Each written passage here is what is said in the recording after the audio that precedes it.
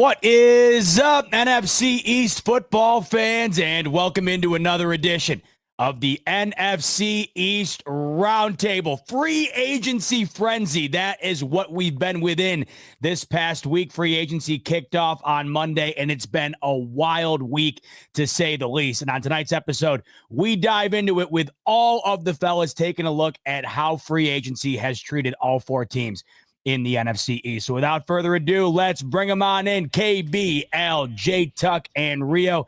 Fellas, good to be back with you. It's been a minute, but duty calls, right? We got this gap between Eagles hoisting the Super Bowl trophy, the draft in a little over a month, and we have free agency to kind of satiate the appetite a little bit here until we get to the draft. And that's what we've been diving into this past week. That's what we'll be diving into tonight. Before we do get into it, want to let you guys know at home that we are powered by Underdog Fantasy. Use the promo code RTS once you download the app, and that'll get you a $1,000 bonus credit plus a free pick. So once again, the promo code RTS on Underdog Fantasy, $1,000 bonus credit plus a free pick. All right, fellas, free agency, it's been wild. It just feels like anymore when things kick off that Monday, you can't keep your head on straight. You can't not look at your phone the entire day. Things are going all over the place. That was no different in the NFC East. Let's start with J Tuck's Dallas Cowboys, who, let's be honest, compared to this time last year, we're at least seeing some moves being made on the free agency tracking list when you go and look at what the Dallas Cowboys have been up to. Infamously last year, of course, Jerry Jones all in. Dallas fans disagree, but it does seem like this time around, at least there are moves being made. One of which, of I would say, primary note would be retaining Osa Odigizua, who lands a massive deal with the Dallas Cowboys, securing a 4-year, $80 million contract with Dallas to maintain a Cowboy. So let's start with Dallas, and KB, I'll start with you here. Overall impressions thus far on what Dallas has been trying to set up for first-time head coach Brian Schottenheimer. I think they made some trades that seem to be impactful. But as far as like signings go, is there anybody like of note that they signed that like important besides like their long snapper to like a 3-year extension or something like that? I don't know what to make of it really. I don't know what their cap situation was like to begin with, to be honest with you. But it seems like the Cowboys theme to just not do anything in free agency. I don't know. And maybe this is worse than other years. J-Tuck would have to correct me on that, but yeah, it just seems like a Cowboys offseason, to be honest with you. I mean, not even trying to poke fun. I just don't. It's just not impactful at all. So not like the Giants were too much anyway. But yeah. Yeah, I'm with you. I wasn't either. When I said I'm looking at the list and I see moves being made, it just did feel like last year there was nothing at all. At least looking this year, there has been, some, you got the extension of Osa Odigizua, of course, Javonte Williams being brought in, and I'm dying to see what J Tuck has to say about that trade on my man, Kaiir Elam. But Al, I'll go to you here. Your thoughts on what Dallas has been up to this past week. Yeah, they making moves. It's not a big splash. I really haven't seen none of our team make a big splash, to be honest. Maybe the Commanders with Debo, you could consider that a big splash. And Tunzel. But yeah, that one too. That was a good one. We're gonna get to that. We're gonna get to that. Yeah, but the Cowboys is doing what most of us are doing. What they traded for the cornerback from Buffalo. I think they also traded for a linebacker, Murray, as well. So they just making moves little by little, and I think the Odigizua move was a good signing, to be honest. Like, they had to retain him. But I'm really surprised they didn't retain the Lewis guy. I believe they safety. But other than that, they doing what every other team is doing. I really haven't seen a big splash except from the Commanders. Rio, you mentioned that Deebo Samuel move. Why does that feel like that was forever ago? Because it was at the very beginning of when things started to get underway. It felt like that for some reason when you said that, it felt like it was forever ago. We will talk about that here in a minute. But your thoughts on what Dallas has been up to, or maybe what they haven't been up to this past week? It definitely felt like it's forever ago because we kicked off the floodgates of the offseason. We were the first big move of the offseason. But we're not talking about us right now. We're talking about Dallas. Dallas loves them a former first-round pick. Like, I see Dallas people on Twitter. They were like, I see tucking them like, if you were tabbed as former first-round pick, Dallas is all over it, man. Elam trade. Kenneth Murray, he could be a solid linebacker, but doesn't look too enthused about what they're doing. Tuck looks like he wants to talk about everything Cowboys football. I'm not even gonna hold you. My boy don't got that in-season glow. Like I don't feel like his jersey's in his closet calling him right now. But there's activity coming from out of Dallas, and fans, they fall in love with activity. Like, honestly, don't even care what you're doing as long as they see that you're involved with bringing guys in. Javonte Williams could be a really good signing for them, but maybe Dallas feels like, okay, some guys got hurt. We're not nearly as bad or in a dire situation as last season proved. Maybe they don't think they need as much as outsiders think. But I would love to hear what Tuck has to say about that. Well, let's start on a positive note, because Jay Tugg, if I remember correctly, you thought that the Cowboys might have to part ways with Osa Odighizuwa here in this free agency period, correct? Possibly. I knew DeMarcus Lawrence was going to be one, but Osa Odighizuwa, I feel like he was going to be one of the top paid defensive tackles in this year's free agency market, and luckily they was able to work out a team-friendly deal with Osa. So it was good to have Osa back, but it's even better. I'm glad to be here because I don't even know why I'm here. I don't even know why y'all sitting with the link to jump on this show, but I'm excited that y'all even consider it to have Jay Tuck represent the Dallas Cowboys, even though we've done absolutely nothing this offseason. Like one of my favorite memes, right? With the guy said he was losing weight. We ain't do nothing but step back. We ain't do nothing but step back. And I feel like what's happening right now, of course, every fan base does it. They go through copiism. It's like, oh, we got a gym, Tuck. You ain't get no gym. We have some massive holes, and we yet to replace it. Not just start with DeMarcus Lawrence, lost DeMarcus Lawrence, but we lost our Hall of Fame guard in Zach Martin. Did we replenish it? Absolutely not, right? We lost Jordan Lewis, who's one of the highest graded and one of the best performing nickel corners in all of football last year. Have we replaced it with Kyer Elam? Z-Bot, I'll let you tell Cowboys fans the truth because they won't listen to me, all right? And then you lose Chauncey Golston to Kid Blues Giants, who was a Swiss Army knife, a guy that can play inside and also on the perimeter. So you lost some key pieces to your defense and also your offense, and Rico Dowdle, if you want to count as your leading rusher, and you just haven't replenished it with the upgrade. You replenished it with a guy, right? And I feel like there could be some upside potential, but I think the problem when it comes to the Cowboys, they have this ego or something with their scouting department. They love just trying to find a gem. They feel like I can fix him. I can save him, girl. Like that's the Cowboys mentality. I know Buffalo can't fix Kyer Elam, but we can fix him for some weird reason, right? I know Kenneth Murray, he played for the Chargers and he played for the Titans. Don't worry, we can fix him. NFL ego right there. Yeah, Jack Sanborn, who was a perennial special teams guy. Don't worry about Chicago. We can fix them. So the Cowboys feel like they have this magical elixir when it comes to these unproven guys. Now, of course, if you throw a bunch of them at the wall, one of them's going to hit. You know what I'm saying? One of them's going to hit. But a majority of these guys, if we draft properly, and we'll talk about that as we gear for the draft season, they're probably going to be rotational guys. When we talk about Peyton Turner from the New Orleans Saints, first round pick, had all the measurables, but didn't pan out of the University of Houston. So when it comes to this Cowboys offseason, it's the same old. It's just a little bit quicker. But this year compared to last year, we lost a lot of key pieces. And I personally don't feel like we've replenished them with someone who's either going to be an upgrade or even comparable to what we lost. So, hold on tight. But it might be what Rio's talking about. They feel like we just had some injuries last year, and once these guys get healthy, we'll bounce right back. But I don't think that's the case. But with losing Lawrence and Martin, who are just two legends, two faces of that franchise, would there have been a satisfactory way to replace them, even if it was done in a fashion that was more marquee or, more sexy, quote unquote? Or is it just one of those situations where it's like, man, this is the reality, and it just sucks that we're losing these guys at once, having been with the team for so long? Well, I think the writing was on the wall with Zach Martin, because even when Zach Martin got injured last year, we had some younger guys kind of step in and fill the void, whether that was Brock Hoffman playing right guard or even TJ Bass. But it's not no Zach Martin. I mean, like, Zach Martin's fall off is still one of the best in the NFL. So it's hard to replace that. DeMarcus Lawrence, we played well without him because he got hurt versus Kid Blues Giants, and the defense still played well, but a lot of those games was meaningless. Like, so you're going to have someone really step up and fill that void, whether it's Marshawn Nealon or whether it's going to be Sam Williams who tore his ACL. But then when it comes to the linebacker core specifically, I feel like it was the biggest hole. And you had a guy like Dre Greenlaw just kind of floating out there. But once again, the Cowboys picked up the phone.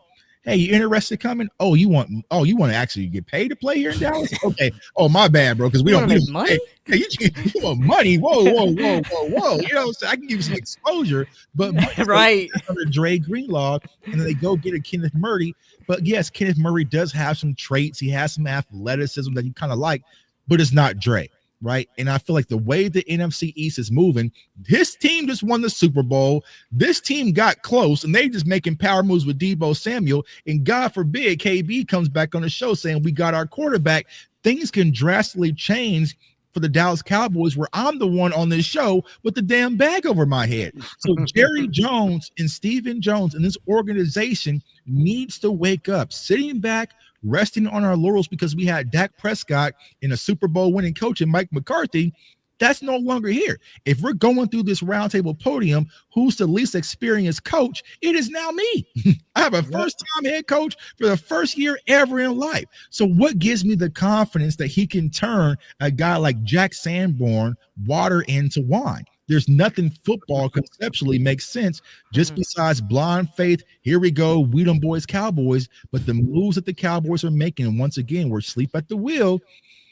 We freed up some money, right? Where's that money going to go? You restructured CD, you restructured Dak. Sign Micah. At least, and let's get that out the way now. You know what I'm saying? But they haven't did that. They're paying their light bill. They're paying, their Netflix and everything before they take care of the damn mortgage. And that is the biggest problem when it comes to Dallas Cowboys. That's a great analogy. Real quick to that point, because you brought up Micah, how concerned are you and Cowboys fans after seeing the $40 million price tag that Myles Garrett got from the Cleveland Browns? Not concerned at all. They're going to pay Micah, but the problem once again is they're being reactive versus proactive. We've been saying pay Micah. We even had this whole hashtag 1877 pay Micah now. Hurry up and pay him now, bro, because the price continues to go. And they did the same exact thing last year when it came to CeeDee Lamb. They sat back and waited. Well, there goes Justin Jefferson resetting the market. So now you have to, if you just go and be proactive and sign the guys early, you don't have to worry about it. You know what I'm saying? Like Eagles, they signed, D. Smitty last year, right? They signed Smitty last year and went ahead and got on top of the market. But the Cowboys, for whatever reason, y'all are reactionary. Yeah, very reactionary. You want to sit back and wait. We'll sit back and wait. We'll fight it out. We're gonna make Micah go to Cabo, and right now he's in Dubai. And then, probably right before week 1, he signed, and we'll have flyers saying the Lions back, and the price is going to be damn near double of what you would have got him for if you would just sign him right now. So I don't know. It's just their mentality. It's how they do things. And it's probably the reason why we haven't seen any sorts of success in damn near 30 years. But, here we go again. Well, you mentioned the team that did have a ton of success last year, and that's Al's Philadelphia Eagles. I know the top priority for Al was retaining Zach Bond, who was the best linebacker in the league last year. That got done. But there were some departures from the Super Bowl champion Philadelphia Eagles. They lose C.J. Gardner-Johnson, a bit of a shocking trade there. Also lose Darius Slay at the corner position as well. So let's turn the page to the Philadelphia Eagles here. KB, anything stand out to you from what you've seen from Philly this past week? What stood out to me was that happened today. They signed Adoree Jackson, so that is, I think, the first player of the Giants free agents that were signed to another team. So that shows the talent that the Giants were letting go of. But they made some moves. I really like the A.J. Dillon move. I know I believe he's coming off of an injury. But I love A.J. Dillon. I always felt like Saquon. He was phenomenal this season, but you can't expect him to do that every single season for the time that he's there. You're going to want to have somebody that can also kind of fill in the gaps for him, that has the similar sort of running style, like, tough running style that A.J. Dillon has. And I thought that was a great move. I think they made a trade for DTR, which I think is pretty cool. And I think it was for Kenny Pickett, right? Kenny Pickett went over there to the Cleveland Browns. So that was an interesting move. They released Darius Slay. They released James Bradbury. I thought this was something that was definitely going to happen. They have 2 star-studded rookie corners already, so they were going to move on with them. And then Zach Bond was a great signing too. So I thought they had a really good offseason. Again, I am envious of Howie Roseman. I think the way he runs his team is extraordinary, and I hate to say it. It's like it's hard to hate what Howie Roseman's been doing over there. And like I always say it, like everybody would kill to have a GM like Howie Roseman. So like the way he manages his team is great. It's great. So I thought their offseason was good. And they won the Super Bowl. So it's not like they got to go out there and make, crazy moves and break the headlines and stuff like that. They don't need to do that. They already won the Super Bowl. Right now, they just got to plug in their gaps and move forward and sort of trim away at the older players like James Bradbury, Darius Slay, and start to move on with their younger players that have shown a lot of flashes. So it was a great offseason for the Eagles. Yep, Howie Roseman certainly has set the bar high. He is currently the standard. Rio, your assessment of how they've approached this offseason after winning the Bowl? I mean, it shows you the work Howie Roseman is put into that roster. You know how deep your roster got to be to lose Josh Sweat, Milton Williams, C.J. Gardner-Johnson, Darius Slay. They lost all these people, and they're probably not sweating about it, not fretting about it. It's just another day in the neighborhood because they have 20 picks over the next 2 drafts. They have 20 picks over the next 2 drafts. They always find replacements. Adoree Jackson is not that good. He's going to come in and fit right into what they do. Vic Fangio could line us up and get us playing disciplined football by November. It's what he does everywhere he goes. Some guys are just meant to be coordinators and not meant to be coaches, and Vic Fangio is one of those guys. They do things right. They took care of their own. They made Saquon possibly have reset the running back market. They paid him the world that the Giants didn't offer him. The Giants, they're willing to give Darius Slayton the same money that they didn't want to give to Saquon Barkley. That's moving ass backwards. But back to the Eagles. This is a team that ain't going nowhere. This is a team that's not going anywhere, and despite all these losses, don't be surprised if they're the team that just comes in and scoops up Trey Hendrickson whenever the Bengals come to the reality that they have to trade him, and they're not going to get as much as they want for him. But, yeah, man, what else can you say about the Eagles? Howie Roseman does good business, man. I like the guy. Hate them, but he just does great business. They're going to be back in contention to defend their title in 2025, and nothing that they've lost is going to stop them from getting back to business. They're going to find a way to add things in free agency, in the draft, and someone's going to fall to them that has no business falling to them. It's rinse, wash, repeat when it comes to Philly. They're not tripping over what's going on right now. And I feel like league-wide, it's a weird offseason. Other than like the Colts and the Patriots, I feel like there's not as much activity as we're used to seeing. And the free agent class wasn't as good as people thought it was going to be. I think that's what it comes down to, Rio. I think this free agency class wasn't as good. I think a lot of the top guys were retained by their team. I think we were looking to see a big move by Myles Garrett, right? Shockingly, Cleveland comes out and pays him. We were hoping maybe T. Higgins hits the open market. He gets hit with the franchise tag. So maybe that has something to do with it. But the overall sentiment on Philadelphia is there's no way they're getting any worse anytime soon. If anything, they're going to continue to get better. Jay Tuck, I know that's probably how you feel. How have you looked at what Howie Roseman's been able to do here right after winning the Super Bowl? Yeah, I mean, Howie Roseman is the opposite of what we're doing in Dallas. It's courage, it's aggressiveness, it's going all in when you have a quarterback who you just paid, and they're doing everything to win championships. And they just coming off a championship, and they're probably going to do it again for all the reasons that Mitchell, Rio and Kid Blue already mentioned. And I also think that when you look at this Philadelphia Eagles, it's also built for the future. I mean, Jalen Carter's just starting to hit his stride. Like, all right, here we go. You have Quinyon Mitchell, Cooper DeJean, so you have those guys.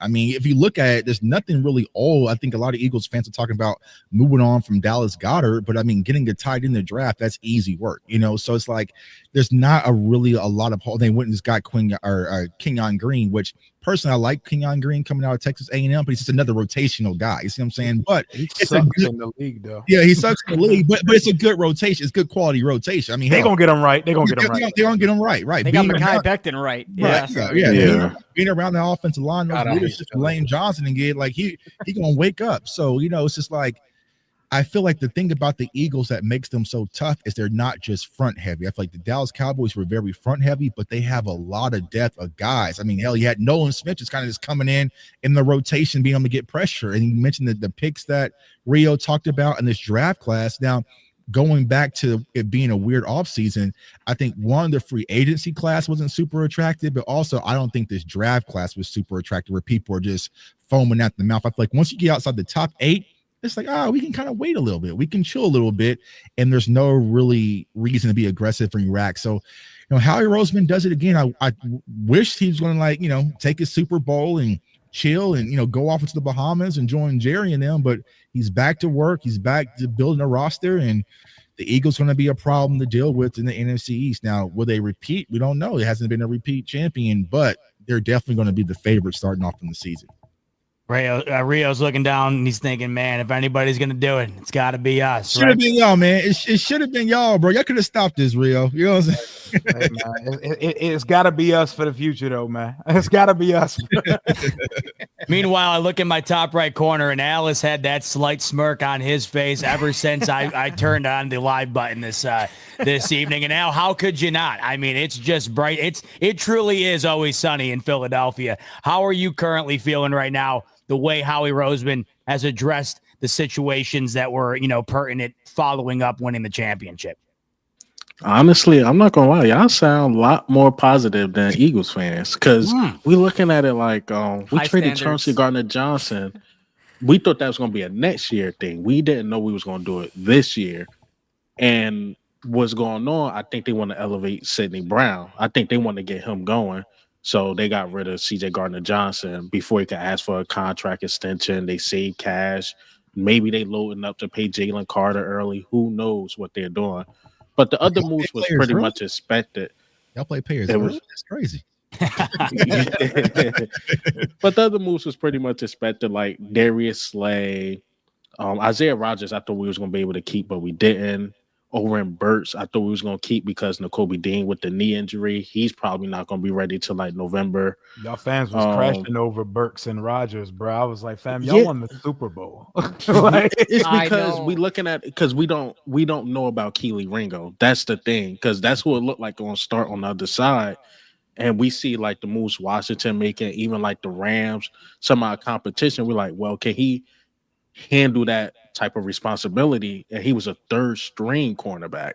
So we thought Isaiah Rodgers was going to be the one to step up, but he ended up signing a cheap deal with the Vikings. Again, like the Josh Sweat thing, all these other moves, Milton Williams, we'll see what he do in New England because not playing beside Jalen Carter. Can he fulfill that contract? But all the moves that Howie's doing, we pretty much expected.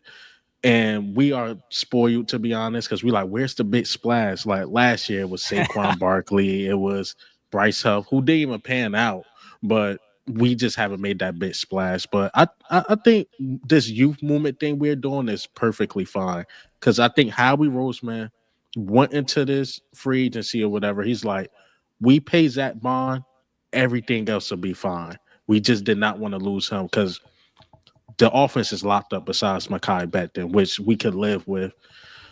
Yeah, we're fine. I heard y'all speak some positivity, so I'm going to stay that way. We'll be fine. I don't know how you could think anything different on the Philadelphia Eagles right now in terms of whether or not they're going to be fine. I think they're going to be more than fine. And I think it's safe to say right now, easily should be at the top of the favorite list going into the 2025 season in the AFC. Let's talk about a team that's trying to get there, and that's KB's New York Giants. Defensively, KB, some pretty big signings. Javon Holland added to the secondary for the New York Giants, also adding Paulson Adebo as well. But the big question right now, of course, who is going to be playing quarterback for the Giants. And we're waiting patiently to see if Aaron Rodgers is going to be moving his locker from the Jets side of East Rutherford to the Giants side of East Rutherford. J-Tuck, I'll start with you. First, maybe a little bit on what the Giants have done thus far, and then what you see coming down the pipeline for the G-men here in the coming days. Nasty waiting game. That's a Yeah, nasty. I can imagine Aaron Rodgers being in that same building, just like, all right, what's up? Like, you know what I'm saying? Like, it'd just be ugly. Now, personally, I feel like the Giants, they may get moved. You mentioned Javon Holland. You know, I love Javon Holland coming to the draft. You know, had a decent career at Miami, right? When it came to Javon Holland, they got Chauncey Golston, who I was extremely fan of. I was the number one. So Giants fans, if you want film sessions on Chauncey Golston, go to your channel because I got tons of them. So I love what they did with Chauncey Golston. Yeah, and I feel like the Giants were a solid team. They were just missing that one piece in the quarterback. So whether it's Aaron Rodgers or not, they are in position to get one. Now, will it be the one I think KB really wants? I don't think that's going to happen. Yeah, I hope that one doesn't happen. But the Giants they're a team that has the foundational pieces. They have a good wide receiver and, you know, and Malik Neighbors. There's tons of running backs if you want to add to that position as well. The defense was already solid last year. So, you know, the Giants will be a team that if they get into the right hands and get the right quarterback, they'll be competitive, a lot more competitive than they were this past year. So, you know, overall, when it comes to their off-season acquisitions, I like what they're doing. You know, I think they're doing more than us. So, I mean, guess kudos to the Giants, but we'll see. I didn't make them make one mistake at quarterback to keep them kind of beneath me. You know what I'm saying? This is what I need right now. But look out for the Giants. I feel like the Giants can be last year's Commanders. Maybe not to the NFC Championship game, but they can definitely ascend going. They're definitely not to the NFC Championship. Yeah. Whoa. Well, I mean, it depends on the quarterback they get. You know what I'm saying? But even if they did get Cam Ward, I don't think it could have that big of a lead, but it could be that type of impact with the Giants. Mm-hmm. And that's the beauty of the NFL. Rio knows it better than anybody. You get that guy, and all of a sudden that flip of the switch is on, and it's burning bright. Rio, I'll go to you right now. Talk to me. What do you think about what the Giants are doing, and what do you think they're going to do when it comes to the quarterback? They made a couple impact signings. The Holland one, I know a lot. It cut me a little deep because we were in on Holland. We were one of the finalists in the mix on Javon Holland. It told me that Javon Holland, he was capping. I heard him. I heard a video of everything he was looking for in his next team. I want an experienced coaching staff. I want to play for a winner. I want dogs in the locker room. I want people that hold me accountable. And then he signed with the New York Giants. Guys, y'all don't have to do this runaround. Y'all can say, I want to get paid. Y'all can say it, bro. We all chasing the dollar out here. I don't blame anybody for going to get their back. Don't lie and say all that stuff and then go sign with the Giants, who we don't know what they are yet. There's a lot of talent on that team. A quarterback matters in this league. We don't know what they're doing at quarterback. Waiting around on the decision of Aaron Rodgers is not a hill I'd want to be on in 2025. Rodgers, hippie ass, is 41 years old and not nearly the player he used to be. I want better for y'all, KB. I do too. I don't want Aaron. I want better. Paulson Adebo was a good signing. He's a corner I would have been interested in. Y'all got him very early in the process. I think the Giants are gearing up to make a run to get the number one pick. I think they're going to go all in and try to get Cam Ward. I think that's the best option. What really is the plan if you don't get Cam Ward? Are you going to get Shador and have star appeal and an interesting dynamic between New York media and Shador Sanders? Yes. Or I feel like they don't really have much to. So if you do get Rodgers, do you draft a weapon or something at 3, or do you still take a quarterback at 3 and put him behind Rodgers? I don't know. It's a situation I wouldn't want to be in, and I'm glad it's yours and not ours. But I think they're going to make out of my hands. I think they're going to make a serious run. I think the Titans, I wouldn't mind taking some comp and moving back to 3 and possibly still getting Abdul Carter. So I think that's the move for the New York Giants. Go get the number one pick, bruh. Go be aggressive, man, and go change the culture, man. We all joke that the Giants would never draft a black quarterback in the first round. Go prove us all wrong. Yeah, Jackson Dart. Jackson Dart. We need Dart. Yeah. It really does feel like a lot of the future for the Giants weighs in the hands of the Tennessee Titans. It feels like we keep going back and forth on what they're going to do and how that might affect these New York Giants. Al, what's your big takeaway on the Giants currently right now? And what do you think they might be up to moving forward here? Yeah, I think the Giants they definitely made some good moves. Like I like that Javon Holland signing, and I like that safety. But yeah, I think more of their moves or what they do, it really relies on the draft. Like Rio was saying, they have to get a quarterback. The O line is still shaky to me a bit, but if you got the right quarterback, they can make the O line look a little better. So right now, it to me, like I said, it just depends on the draft. Like the moves they making, great, cool, made some good moves for the defense, but that offense, you need a quarterback. Again, I'm not sure what Aaron Rodgers is going to do. If I was him, I'd go to the Steelers because I like how the Steelers are loading up. Mhm. But if we go to the Giants, you do got Malik Neighbors. Maybe they get a weapon for him. Who knows? But yeah, I think it's more to what they do in the draft. Are they going to like tank this season and then go into like the Archie Manning thing? So it all depends on what they do later on. But the moves they're making is great. KB, talk to me. What's that Giants crystal ball showing you right now? What can we expect to see? What's coming down the pipeline? Because we're all waiting at this point. The week's kind of done what it's done, right? The major signings have been made. We're waiting around to see where these quarterbacks are going to go.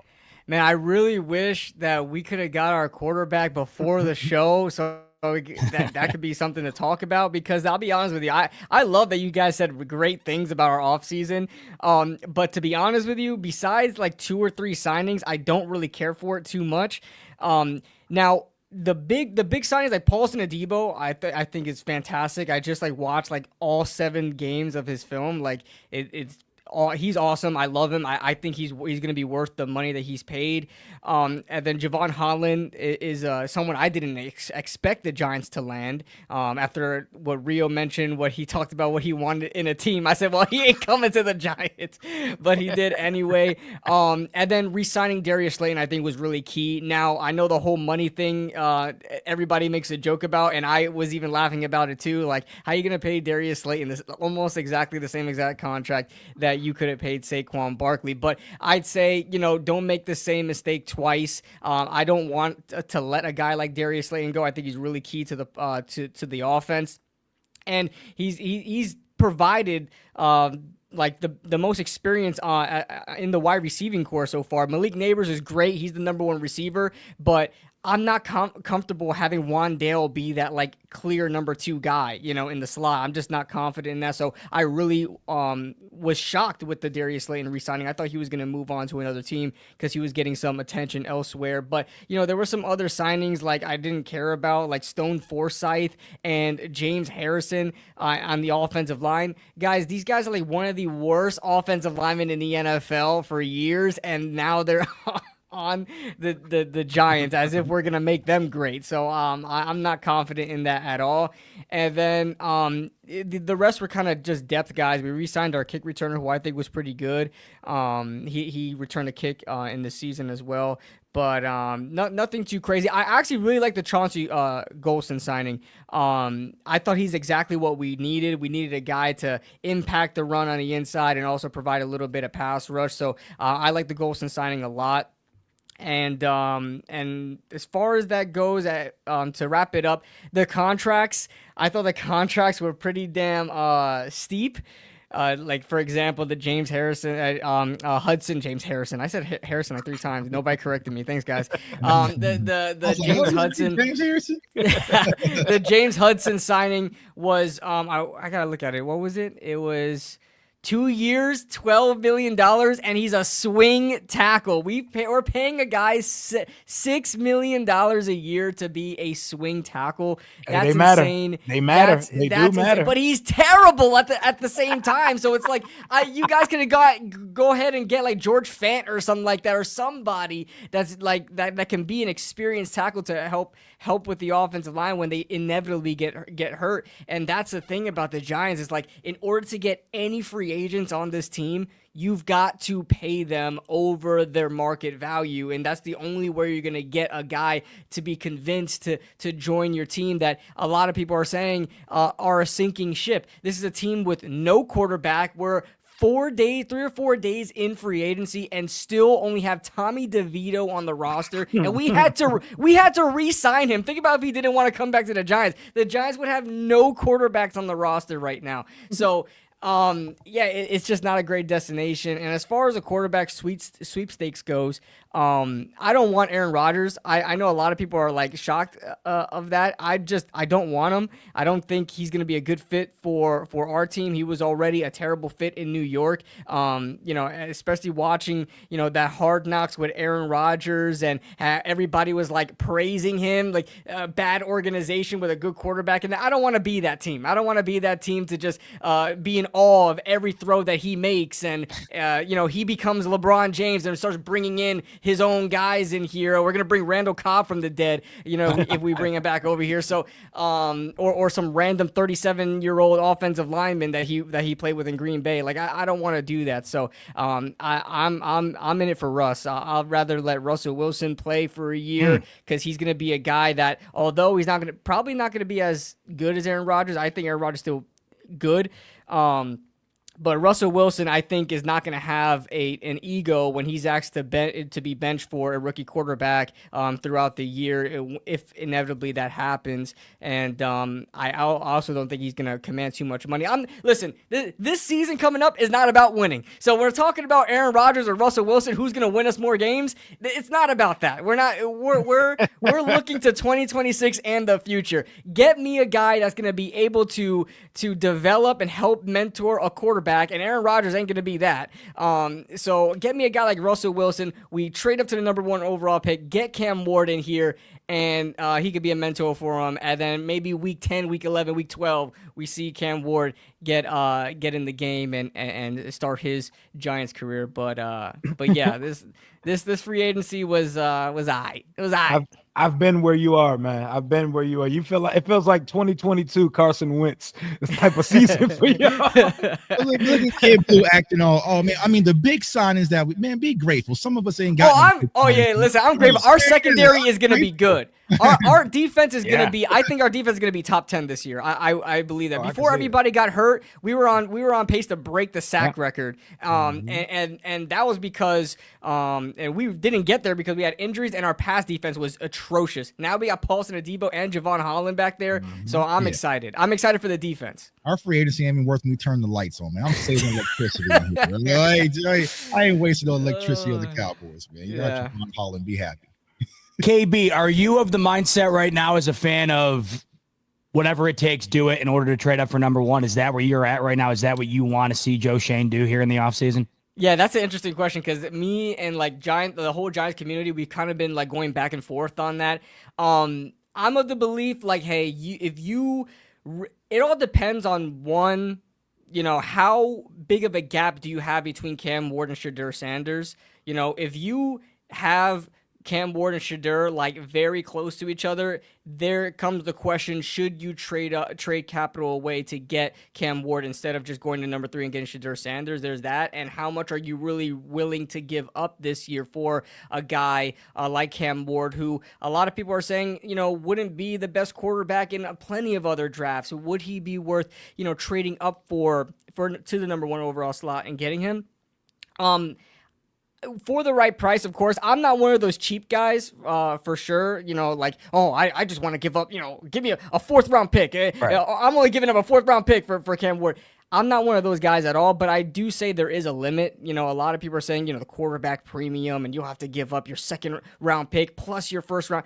It's 2 spots. People forget that we are the 3rd overall pick. You look back a long time ago. I know this was a long time ago. 2001, the Michael Vick draft, where the Falcons traded up from 5 to 1. They didn't have to give up a 1st the next year. They went from 5 to 1. They didn't have to give up a 1st next year. So I think the Giants can get away with trading the Titans somewhere around a 2nd round pick next year, a 3rd this year, because we have 2 thirds this year. I'll give them both 3rds. Hell, and if they need something else, I'll throw in Kayvon Thibodeau. I don't care. I'll throw in Kayvon Thibodeau as well. He's on the last year of his contract. The Giants don't seem to be taking his 5th-year option, so I'll throw him in there because they just lost Harold Landry, and I'll go get Cam Ward now. So I think they should definitely be in negotiations all the way up until the draft. Don't give up and be in negotiations all the way up until the draft. if they really love Cam Ward. How much of that decision is based on Joe Shane and his pursuit to retain his job? Because obviously it felt like the seat was blazing last year. I personally was stunned that the Maras retained Shane and Dable. I thought at the minimum Shane was going to be let go. Is there a move made here that you think is made in pursuit of trying to keep their job? Because we know that's the reality in the NFL. These GMs have to do, unfortunately, what's best for them sometimes and not what's best for the team. Do you think trading up is that type of move for him, or is it just mutually beneficial all around? How do you kind of view that from the organizational perspective? That's the part that scares me the most. It's like we're now in a position where we are looking into the draft as a perspective of like, what's Joe Shane gonna do to make him keep his job? You know what I mean? Not really what's best for the future of the team. And it's kind of hard to gauge what Joe Shane really thinks is the right move for him. Because I think that's, at the end of the day, he always says that, he said in his presser, he'll never say that he's trying to, do it for his job. He'll always say he's trying to do it for the team. So, but we all know at the end of the day, nobody wants to be fired from a job like this. So, I think a lot of it is going to be on him trying to keep his job. But however, I think if he's really trying to play it safe as he can to try to keep his job, he would probably take Shedeur number 3 overall. He would probably do that and not give up draft capital and make it worse to then draft a guy like Cam Ward and it doesn't work.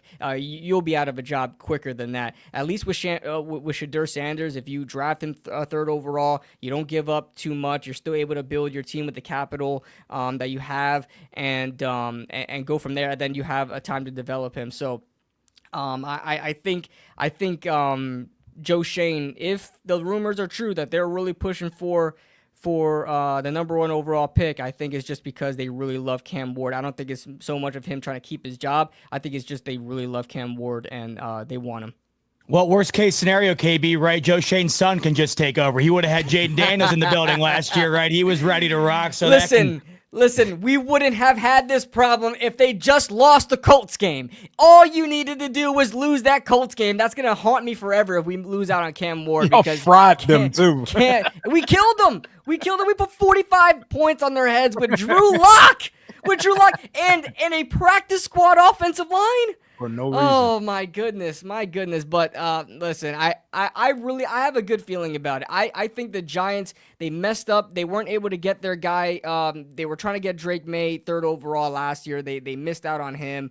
And I think they'll be able to get. I think there's little to no leverage for Tennessee at all. Nobody in the top 10 is going to be trading up to number 1 to get a quarterback. I don't think the Raiders have the capital to get all the way to number 1. On top of that, I don't think the Titans want to go that far down because they have a chance, like Rio said earlier, they have a chance to drop down to number 3, get some good picks out of it, and still possibly get the guy they were going to draft anyway, number 1 overall. I think the big question is, are they going to take Cam Ward? If they are set on Cam Ward, it's game over. I don't think there's anything we're going to be able to offer them to make them move off of that if they believe in Cam Ward.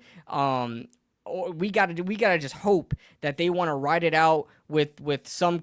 Who do they have right now? Do they even have a quarterback right now? Do they still just have Will Levis? So that's a bad sign right there. That's a bad sign right there. But we just gotta hope that they want to do a Carter so they can trade out at number 3 because I think Cleveland may go quarterback as well. So who knows?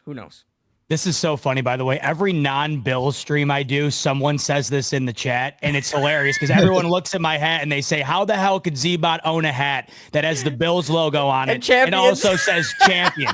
Listen, I understand that it's Titletown. It's Titletown in the NFC East division. I understand that, but division titles they still do exist. They matter too. They matter too. They make merch for it. You're damn right. They get their dollars from me 5 straight. They still exist. Well, the team that's looking to dethrone the former champion of this division last year, the Philadelphia Eagles, that's the Washington Commanders. They're trying to keep that streak alive of rotating division champions in the East. and they're off and running. We talked a little earlier about how the Commanders really kicked off the offseason here by acquiring Deebo Samuel. They also go out and get Javon Kinlaw as well, retain Bobby Wagner, Zach Ertz. The Commanders are back, and they're here to stay. Al, I'll start with you because the last NFC duel you had was against these Commanders to get to the Super Bowl. Your thoughts on how Washington's approaching this offseason, trying to get even better than they already were last year?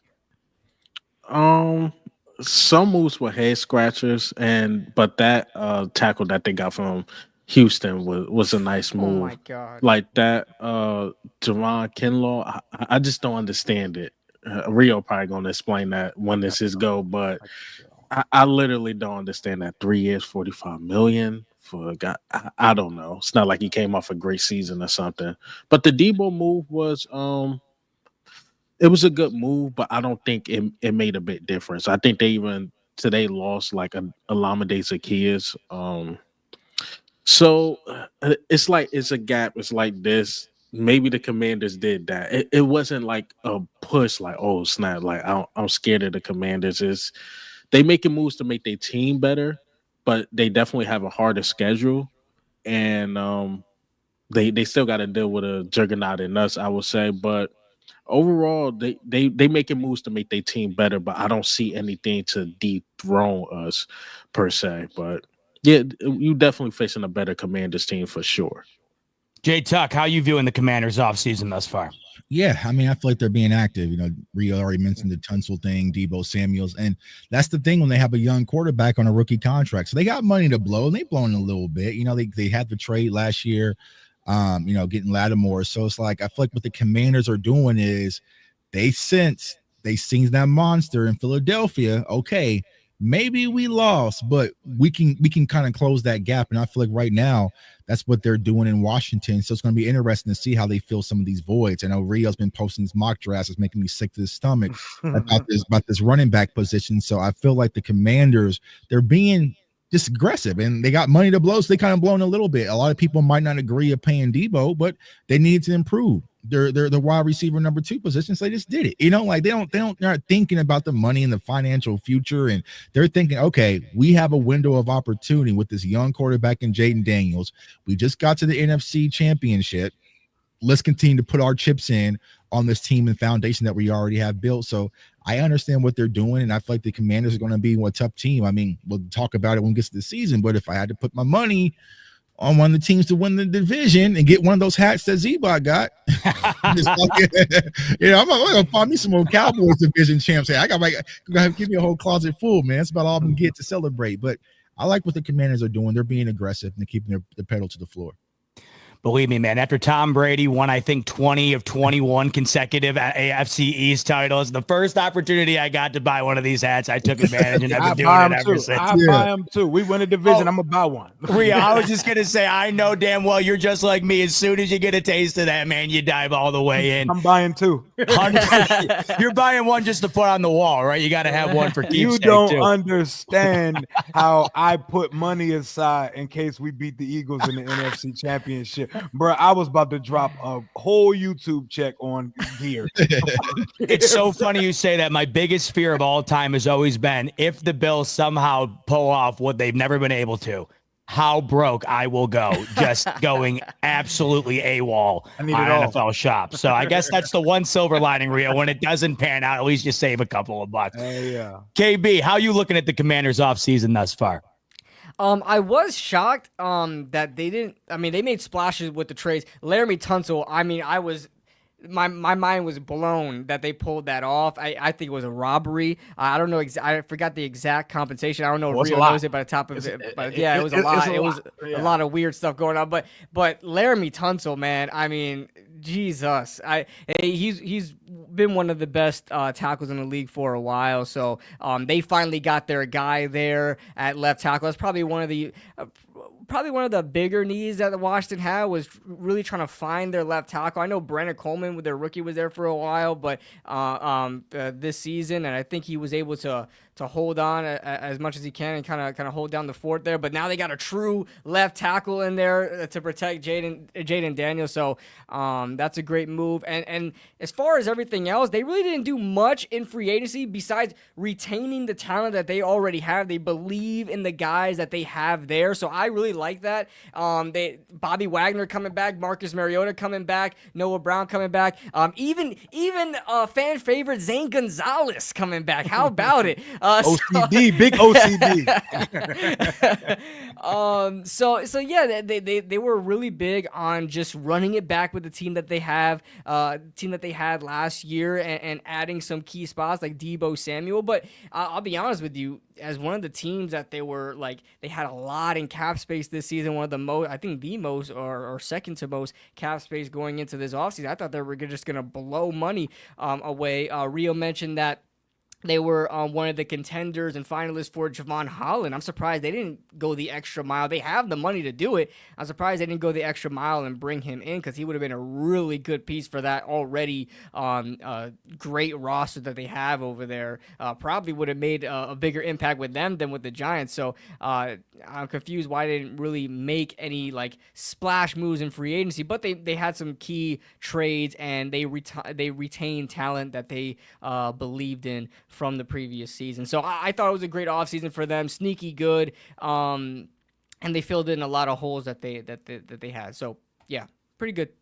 Rio, you got this team to a point where you've been waiting them to be your whole life. Now the key is to maintain it and add to it. How you feeling about what these Commanders have been up to thus far in 2025? I'm just trying to get our fan base to relax and let actual adults conduct business. First things first, we all saw 55-23 in the NFC Championship. I watched the full game for the first time last week since the game happened, and it disappoints me so much because we had so many opportunities to make it a game. And you were hoping at the ending changed, right? Yeah, you were like get the first down, get the.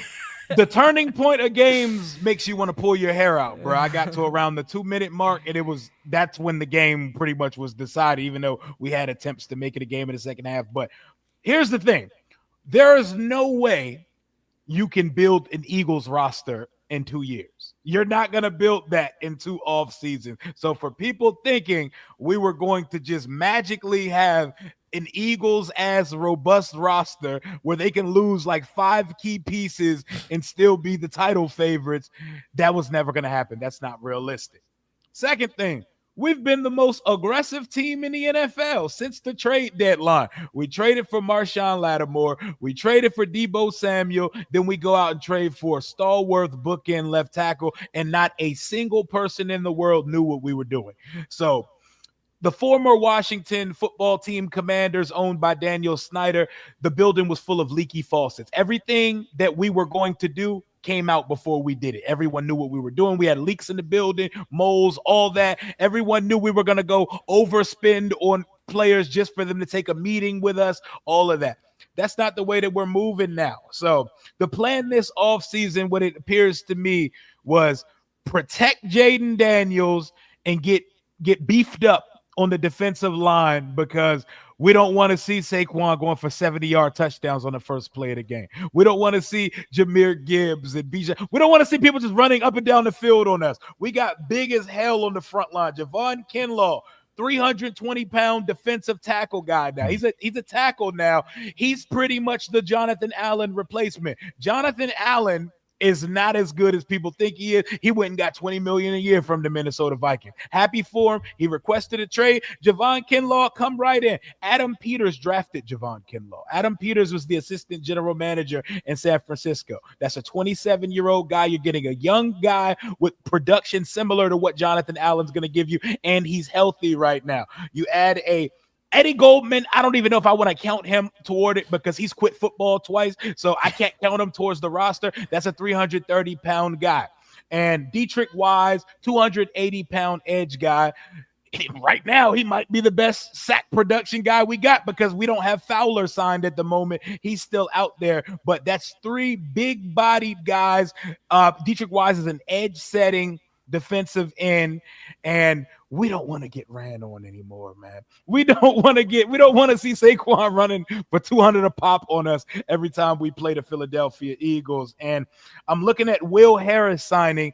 That is our Diet Coke Jeremy Chin. We lost Jeremy Chin in free agency, and we got cheaper Jeremy Chin on a 2-year contract. We gave out a bunch of 1 years, 3 years to Kinlaw, then we give 2 years to Will Harris. Will Harris is very solid. Saints fans hate to see him go. He's pretty much a better coverage, not as good against the run, but he's a hitter. He has that Luvu type energy where he's trying to take heads off. He plays with a few screws loose. I like that guy. Jonathan Jones is getting up there in age, but he's the seat filler until we draft a young corner to put opposite Marshawn Lattimore. But I think we're confident in getting a full off-season, spring and summer session out of Lattimore. He's not going to look like he looked last year. And I don't think his hamstring is going to be an issue because, boy, don't get me started on some of the things I saw out of Lattimore last year, but I'm still confident in what he can be. But we're getting year 2 Jaden Daniels. Year 2 Jaden Daniels, and Deebo Samuels is like miles better than any of the receivers not named Terry we had on the roster last year. And I think Cliff Kingsbury is the right offensive coordinator to utilize them, man. We're talking about the wide receiver with the most rushing touchdowns ever at the position in a Cliff Kingsbury offense where we play a lot of positionless football. We know what Terry going to be. He's going to be static. He's going to be off to the left side. Deebo Samuel's going to get a lot of touches, not to mention I think we upgrade in this historic running back class that's coming up. Laramie Tunsil is the best tackle we've seen here since Trent Williams. It's been a lot of Band-Aids. We're putting over bullet holes at that position. Now, Laramie Tunsil's there, and that fixes 2 positions because Brandon Coleman can either slide to right tackle or where I naturally think he should be, a guard. I've been saying guard since the day we drafted him. He's a little bit fleet-footed. You put a speed rusher on him. Like every time the Eagles put a speed rusher on Brandon Coleman, Jaden's running for his life. Jaden's running for it. That's not going to be the case now. You get one of the best top 3 pass protecting tackles in the league.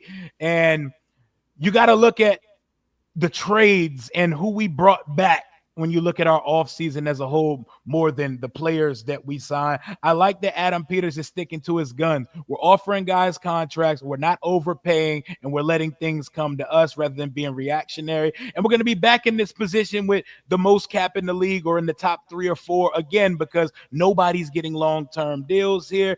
And despite trading 8 picks and making 3 trades since the deadline, we still got 5 picks to go on draft day, and 5 could easily turn to 7 or 8. So I'm very good with what we're doing. It's nothing that you want to do backflips over as far as signings, but bro, we went and got Deebo Samuels and Laramie Tunsil this offseason. What are we upset about? Well said, Rio. The Commanders are getting better, and I think that's a scary sign for anybody in the NFC based on what they were last year, and they're taking strides to try to dethrone the Eagles at the top of the East, and we shall see if that's in the cards for us in 2025. Already off to a good start towards trying to make those strides here. Yep. Nobody repeats in this division, baby. Right? It's our time. I want my hat. Well, it's the last you watch. That's what I'm saying. It's all about the hat, baby. It was y'all. It was McNabb and the Eagles. 21 years ago? Oh man, that was the last time McNabb's Eagles. Was that the last time? Yeah, 2004. Man, that is crazy. That's the one thing I think we're going to be looking at the most this season because we do have 2 teams. I mean, that's the beauty of it, right? Not only is that on the line, but the idea of the Commanders and the Eagles playing in the NFC Championship this past season, too, you factoring that going into this year with that streak on the line. It's all crazy. But we'll have a ton to talk about this offseason because that's what we're looking forward to, right? What's all of this going to maturate into in 2025, all of these moves, these signings. And we'll have plenty more coming your way this offseason as we creep ever so closer to the draft and then, of course, the regular season. But for tonight, that's going to do it on our free agency roundup. On your way out the door, like button if you could, subscribe button if you could, and Underdog Fantasy. Go download the app, and once you do, use the promo code RTS, and that'll get you a $1,000 bonus credit plus a free pick. Thank you so much, as always, for tuning into the NFC East Roundtable. For J Tuck, Rio, Al, and KB, I'm Zebot, and we look forward to seeing you on the next one. Let's go.